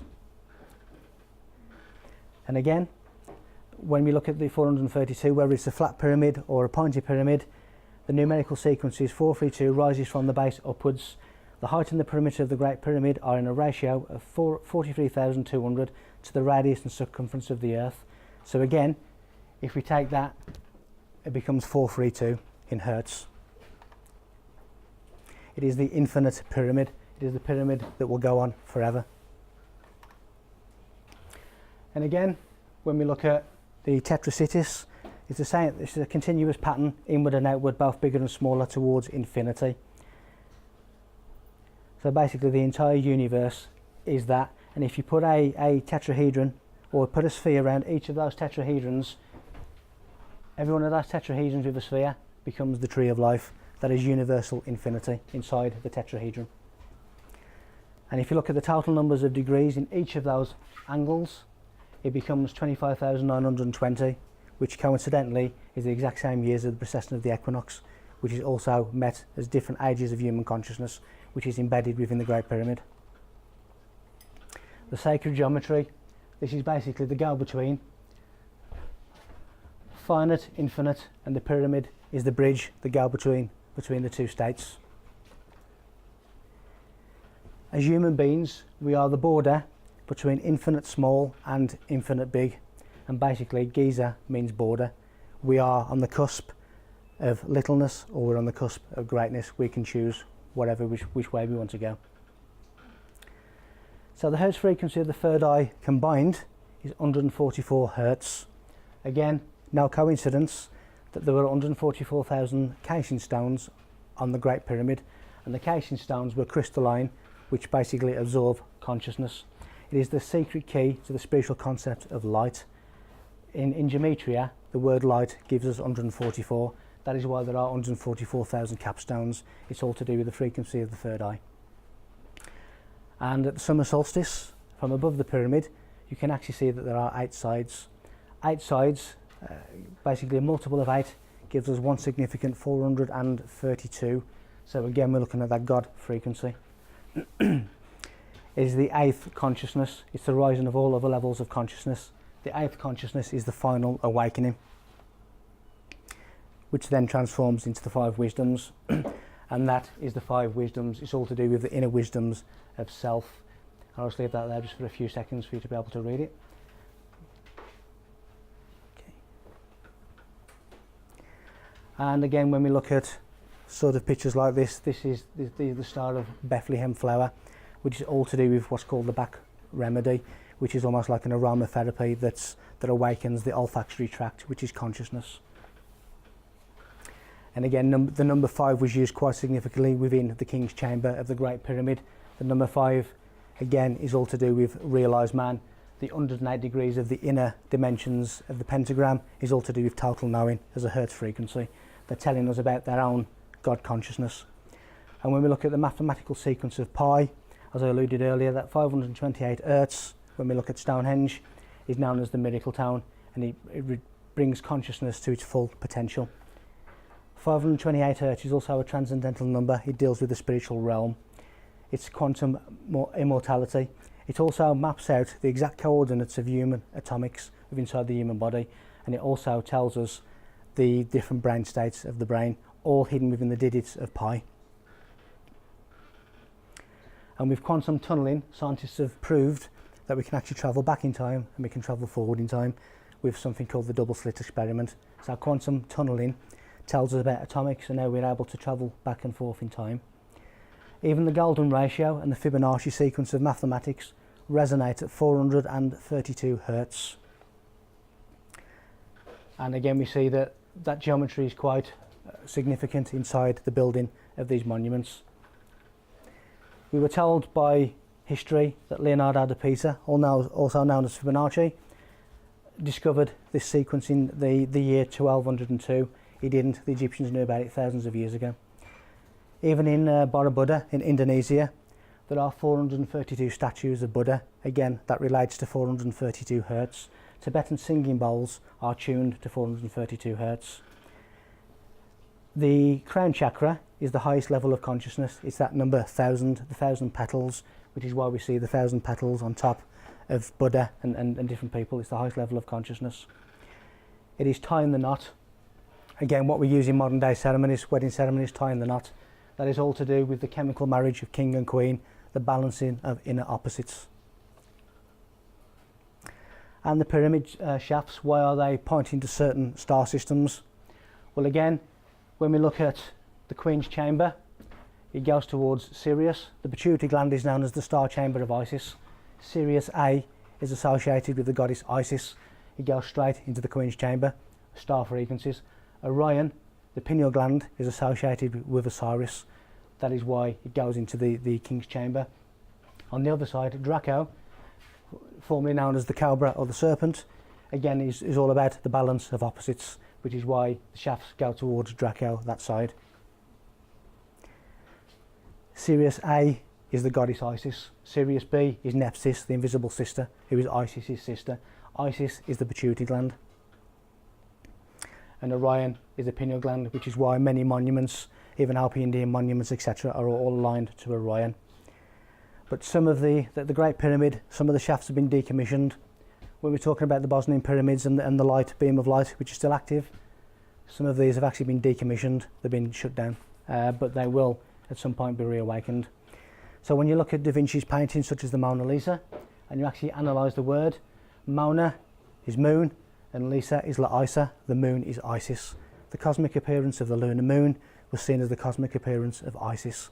That is why we have all these fertility cults.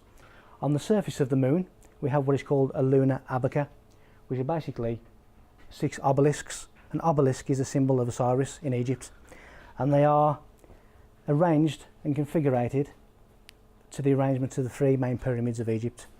So somebody had a knowledge of the 3 main pyramids of Egypt, has put that geometric shape on the moon with 6 obelisks. Even nuns, the nunnery, nun is the primordial waters of creation. Sister comes from Isis star. So again, we have nuns and we have Isis Egypt, and they worship in a monastery which come from a moon star monastery. So it's all to do with Isis. And this was the Tayat, which is menstrual blood. It's almost like the Ankh, but again, it's talking about the female body being locked in to the moon, locked in to the goddess Isis. And even modern day celebrities are giving us Isis worship, moon worshipping symbols. To leave the left eye exposed is the worship of Isis. Had it been the other way and the right eye had been exposed, it would have been the worship of Horus. So we have Isis and Horus in modern day celebrities. Again, Freemasons, Masonic, Mother Sun, Marsun. The Mother Sun is Sirius A, the blazing star. And the canopic jars that parts of the bodies would have been during mummification is all to do with Canopus, the South Pole star of Egypt, which has certain star frequencies. Now, for some modern day Egyptian worship in modern day society, Big Ben comes from the Ben Benat stone, which is a pyramid capstone. The River Thames was formerly known as Isis. It is now called Thames, which is Tamas Dark River, and it's called the Dark River because it is shaped like Apophis, the dark evil, the devil. And where we see the outer arena is the oxygen, is the serpent's head. So the River Thames, the Tamas, the Dark River, is all to do with Apophis, the opposer of light, and the opposer of Isis. Even Canary Wharf has a pyramid on top of its business centre. Even the good old red lion is the symbol of the pharaohs of Lower Egypt. And in football terms, the 3 lions on your chest is all to do with the Akiru, the 2 lion guardians, taking the sun every evening through the underworld. The sun is symbolised by a lion, so we have the 3 lions of England.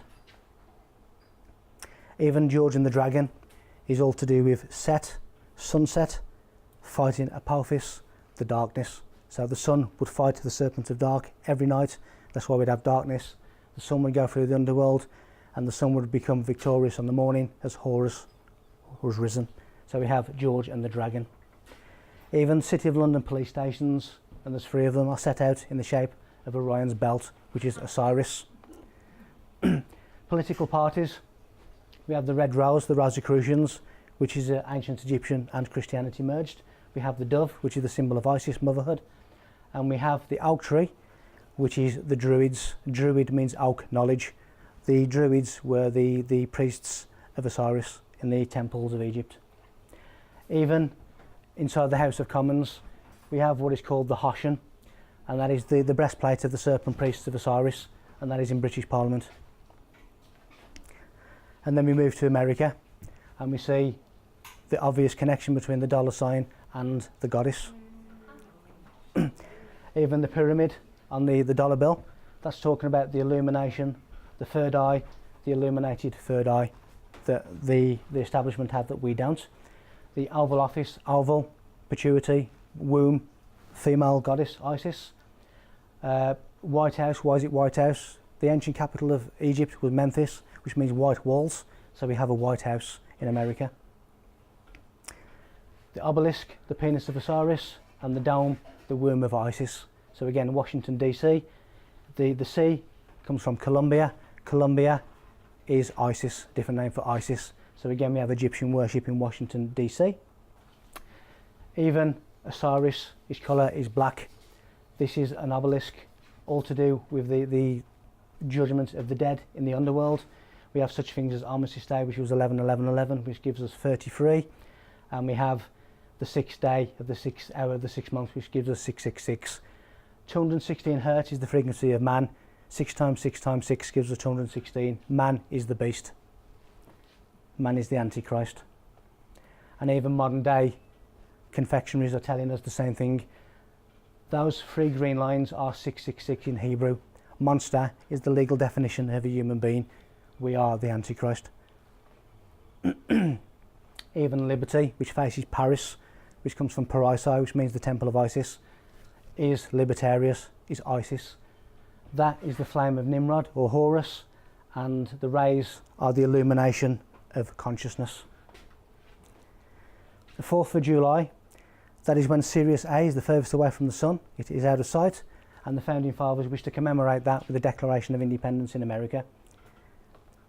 And it was signed in Philadelphia, which comes Feeley is the temple of Isis, and Delphos is the womb, is the goddess of the womb, which is Isis.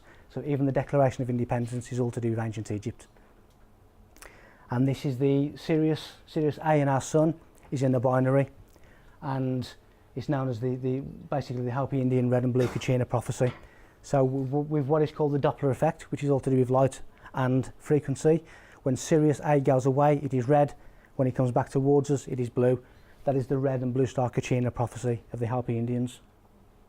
Even the good old American hot dog. The Egyptians used to sacrifice a dog in July and August to appease the heat, known as dog days. That is the ritual sacrifice of a dog to appease the heat of the sun in ancient Egypt, which we now have as the hot dog.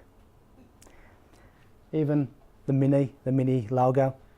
The Aten is the Egyptian equivalent of the Hindu bindi, which marks the third eye, and those are the 2 lateral wings of the cerebellum, which is the brain, the cerebellum of the brain, meaning little brain, hence mini, little brain. And all this Egyptian symbology everywhere, the symbol of Horus, the pyramid and the circle behind them, the crown is the crown chakra, the whole concept of royalty is Egyptian. And when we look at this quartet at the moment, they are basically a modern day replica of Osiris, Set, Isis and Nephthys. And when these 2 got married just a few weeks ago, they actually entered the church via the west door, which is the sunset, where the sun sets. They are the modern day Egyptian quartet of gods and goddesses. And the Scottish Rite of Freemason, when you get to the 3rd degree of Masonry, you can choose whether to go to the York Rite, which is Christianity, or the Scottish Rite, which is Egyptian, hence the Scottish Rite of Freemasonry. And even the fleur de lis is all to do with the Nile lily, which again is to do with sacred consciousness. That is the Holy Trinity. And when the Queen knights someone and they become a Sir, a Knight of the Realm, the word Sir comes from Osiris. So again, it is an Egyptian thing that has come through. The red carpet of such things as Oscar ceremonies is all to do with the royal bloodline, this elite bloodline. The presidents of America are all related to the pharaohs of Egypt, and they're all related to European royalty as well. So it's basically a small club of elite people. The Oscar, that is a Knights Templar, and the Knights Templar are basically the modern day Illuminati. So again, it's all there in the Oscar ceremonies for you as well. It's all to do with a closed club of brotherhoods that we're not invited into. And now just the final stage when we talk about universe and maths. So again, we have a universal code, 432 hertz in nature, which is basically the God frequency. And the Earth is full of grids, ley lines, which is all to do with energy. When we look at the Sidonian city on Mars, it has some kind of geometric purpose. It's been there, it's been put there with a purpose. It's been mapped out geometrically to prove it's not just a natural phenomena. So when we look at the famous face on Mars, that is actually a mile wide. So when we look at that, when we look at the grid latitude of the face on Mars, which is that big number, 4523893421, divided by the square root 2160, it equals that number. That gives us the exact location of Stonehenge in Wiltshire. So the face on Mars, Sidonian City, is a cosmic sat-nav of how to find Stonehenge on Earth. If we use that 360-degree circle and we divide it by the megalithic yard, which is 2.72, it gives us the radius and the location of the Great Pyramid in Egypt. So the builders of Stonehenge are telling us how to find the Great Pyramid in Egypt. So here we see Avebury in Wiltshire, and we see the Sidonian city on Mars. Both of them are an exact map overlay. There's quite obviously some collaboration between civilizations of Mars and the Moon and Earth, or it's the same civilization who are involved in some kind of star travel. This is the altar of witness, Silbury Hill on the left, and again the Sidonian city on Mars, which again is another replica. So when we use the three-dimensional formation using double pi, it gives us that long 9929 number. That number is the encoded grid latitude of the Sidonian city on Mars. So again, the pyramids of Egypt are telling us how to find the Sidonian city on the planet Mars. It is one cosmic sat-nav. You type in the mathematic geometric numbers of one monument and it will tell you how to find the others. That has to be some kind of collaboration between civilizations. All of these grids, we have the likes of churches and all kinds of monuments upon these grids because it's energy centres. And when we look at our time system, which is Greenwich Mean Time, GMT, that is an abbreviation of geometry. So it's all geometric lines, all geometric shapes. There has to have been some kind of collaboration between these two planets and also planet Mars. That is what they're trying to keep from us. They're trying to keep this truth away from us because they do not want us to know this information. And that's what Buddha said, three things cannot be long hidden: the sun, the moon and the truth. People now are starting to want to know the truth. And these are some of the people that are trying to keep it away from you. Your politicians, your royal family, your ecclesiastical brotherhoods at the top of the helm. Not just your Sunday service vicar, not them. The people at the very top of these religions are trying to keep it from you. And if you believe that all of these people are actually separate, they're all part of the same brotherhoods. Nothing ever changes. And I think that says it all, really. Whoever's in charge, the underlying theme will always remain the same. It's all to do with the hidden hand. And you'll see many historical things like Napoleon and there's Pope Francis. That is the symbol of the Masonic hidden hand. Basically, they're doing everything behind the scenes. And if you think that humanity is not controlled, then ask yourself this question. Why are humans the only species that pay to live on Earth, to pay to live on the planet we were born on? It's because we're controlled. You are more powerful than you know, and they fear the day you discover it. And part of this is all to do with discovering who you really are. You are Jesus Christ, you are Mary Magdalene, you are Noah, you are Moses, you are the pharaohs of Egypt, you are all of these things. They have just been made into stories to take you off the scent of truth. This is what awaits people who understand their true self. Thank you very much for your attention this evening.